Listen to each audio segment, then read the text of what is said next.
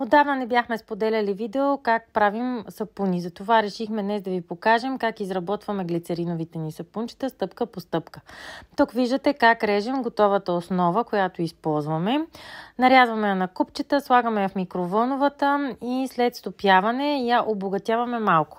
Ние добавяме пенители, тъй като ни харесва да има по-плътна и по-мека пяна. Усещането е доста по-приятно. След което добавяме аромат и в случая сме решили да добавим и втори цвят. Виждате как смесваме цветовете и след малко ще видим и какво се получи накрая. Оставяме сапуна да стегне минимум 24 до 48 часа, колкото по-дълго, толкова по-добре, след което го владим от формичката.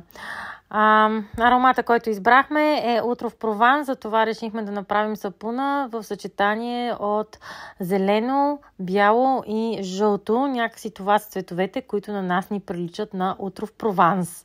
Може да ни споделите дали на вас ви харесват.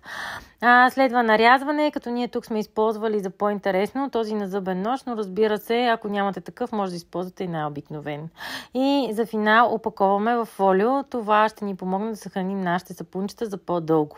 Разбира се, за пенис ние добавяме и едни етикетчета. Ако си правите домашен сапун, това не е необходимо.